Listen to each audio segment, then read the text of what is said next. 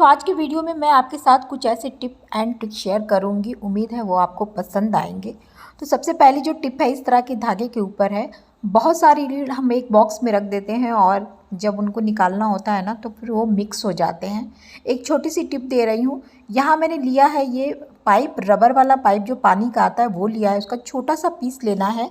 अगर नया हो तो भी आप ले सकते हो, पुराना है तो भी आप ले सकते हैं। और इसको करीबन आधा आधा इंच का इस तरह से हमें कट कर देना है। मैंने हाफ इंच कट किया है और उसके बाद से इसके ऊपर से हम एक कट और लगाएंगे। यहाँ से कट लगा देंगे, यहाँ से देखिए ऐसे कैंची डाल के और पूरा का पूरा ऐसे कट लगा देंगे। एक तरफ से जॉइंट को खोल देना है इसके और एक तरफ से ऐसे ही रहने देना है। इसके बाद से क्या करेंगे कि जो भी रील आपकी खुली हुई है या धागा जहाँ से निकल रहा है उस पर इसको ले जाके इसको हम लगा देंगे। तो धागे को पहले आप लपेट लीजिए रील में जितना भी वो खुला है और धागे के छोर पर ले जा कर के इस तरह से इस स्टॉपर को बिठा दीजिए। एज अ स्टॉपर ये काम करेगा और आपकी रील जो बार बार खुल के एक दूसरे में मिक्स हो जाती है वो मिक्स नहीं होगी। और इस तरह से स्टॉपर लगाने के बाद जब भी आपको यूज़ करना हो आप इस स्टॉपर को निकालिए, उसका यूज़ कीजिए। जितने भी धागा हैं सब में छोटे छोटे स्टॉपर काट के इस तरह से फिक्स कर दीजिएगा तो ये आपस में बिल्कुल नहीं उलझेंगे और आपका टाइम भी बचेगा इससे। और साथ ही साथ जो वेस्टेज धागा हो जाता है उलझने के बाद वो भी नहीं होगा, धागा भी आपका बहुत सारा सेव हो जाएगा। दूसरी जो टिप है इस तरह के कैरी बैग के ऊपर है। इस तरह का कैरी बैग ढेरों हमारे पास आता है, शॉपिंग करके हम आते हैं तो ले आते हैं। एक छोटी सी टिप बता रही हूँ, बहुत ही काम की है और बहुत आगे जाके आपको कई तरह से ये हेल्प करने वाली है। सबसे पहला इसे ऐसे मोड़ लेंगे और यहाँ पे जो ऊपर वाला जॉइंट वाला पार्ट है ना उसको हल्का सा कट करेंगे। करीबन 2 इंच का कट लगाएंगे। इसमें से कुछ हम काट के निकालेंगे नहीं, बस ऐसे कट लगा देना है कि वहीं पे बस एक लंबा सा कट लग जाए। तो यहाँ देखेंगे तो ये करीबन 2 इंच का मैंने ऐसे कट लगाया है।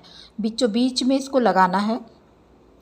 अब इसमें ना जो भी आपकी हैवी साड़ियाँ हैं या जो कभी कभी यूज़ होते हैं कपड़े उनको बहुत इजीली आप टांग सकते हैं। कुछ साड़ियाँ ऐसी होती हैं जिनको कवर करना ज़रूरी होता है तो आप उसको मार्केट से कवर लेकर आते हैं कवर करने के लिए। लेकिन एक हैंगर में साड़ी को ऐसे रखिए और उसके बाद से हैंगर का हुक जो है ऊपर की तरफ ले आइए। जहाँ हमने कट लगाया है बैग में ऊपर की तरफ ले आएंगे, वहाँ पर हैंगर का हुक निकाल दीजिए। उसके बाद से बहुत आराम से इसको नीचे ऐसे पहना दीजिए।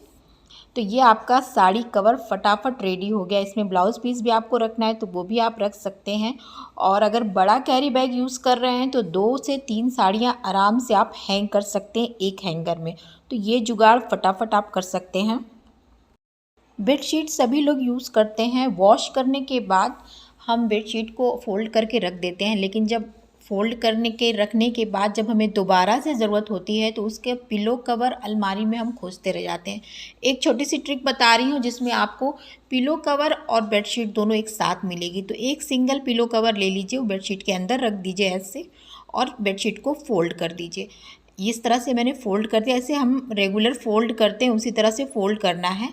अब ले लेना है इसका एक सिंगल वाला पिलो कवर और इसको इस बेडशीट को इसमें डाल देना है ऐसे फ़ोल्ड करने के बाद।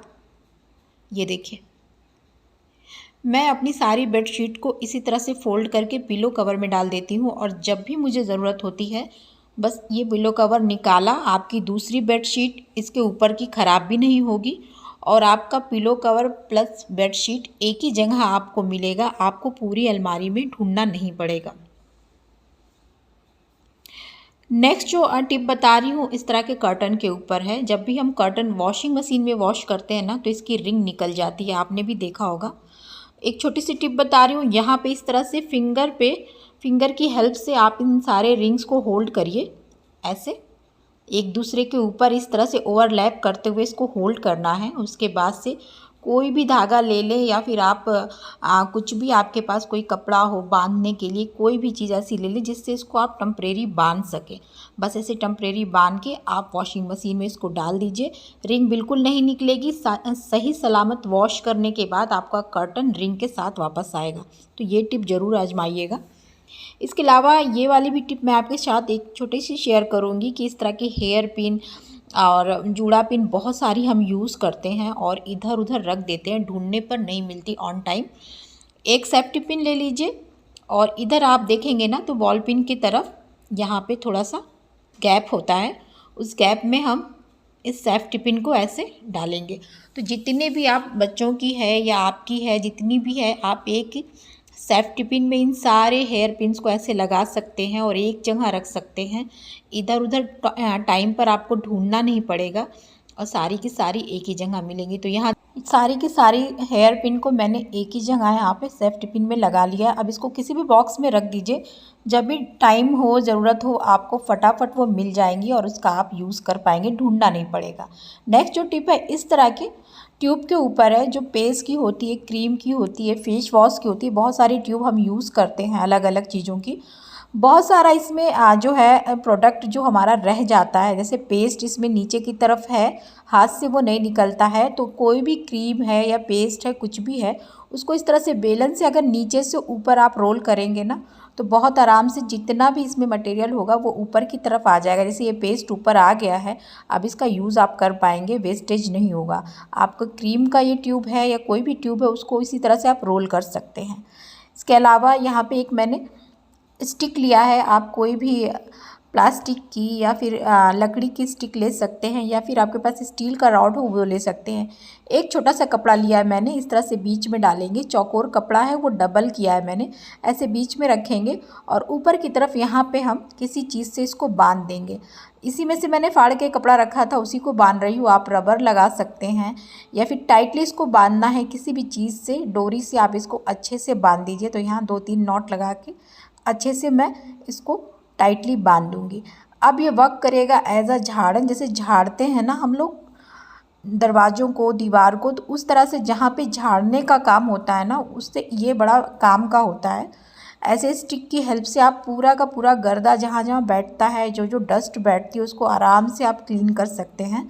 ऊपर की तरफ भी आप अगर लॉन्ग स्टिक इस पे लगा रहे हैं तो ऊपर की तरफ आप पूरा क्लीन कर सकते हैं। तो ये इसी तरह से मैं क्लीन करती हूँ। रोज़ इसमें डस्ट बैठती है क्योंकि ये बाहर की तरफ होता है, जितने भी जंगले हैं, दरवाजे हैं, रोशनदान है, तो उनके ऊपर ऐसे ही डस्ट बैठ जाती है। तो इसको पूरा ऊपर तक आप क्लीन कर सकते हैं। इसके अलावा इस तरह के जो पॉलिश वाले डोर होते हैं, जो उनकी हैंडल होती है, उसमें भी इसी तरह का डस्टर का हम यूज़ कर सकते हैं। जितनी भी इसमें डस्ट जमी होती है सब इससे डस्टिंग कर सकते हैं, इस तरह से हल्का हल्का ऊपर से झाड़ के, तो बहुत अच्छे से ये क्लीन हो जाता है। इन दरवाज़ों पे हम पानी नहीं यूज़ कर सकते, इनको ऐसे ही सूखा क्लीन करना होता है। तो इस तरह से हम झाड़न से ऐसे डस्टर से क्लीन कर सकते हैं। इसके अलावा आप इसको स्विचेस पे यूज़ कर सकते हैं, जहाँ पे ऊपर वॉल की तरफ यूज़ कर सकते हैं। ये सारी जगहों पे इस तरह के डस्टर का यूज़ कर सकते हैं। बिना कोई खर्च के इसको घर पे आप बना लीजिए और इनका इस्तेमाल इस तरह से आप हर जगह घर के कोने कोने में कर सकते हैं। तो आज के लिए इतना ही गाइस। वीडियो थोड़ी भी अच्छी लगती है तो प्लीज़ लाइक कर दीजिएगा, नया चैनल है तो प्लीज़ सब्सक्राइब कर लीजिएगा और कमेंट सेक्शन में बताइएगा कौन सा हैक आपको पसंद आएगा। मिलती हूँ मैं नेक्स्ट वीडियो में। Thank you, bye.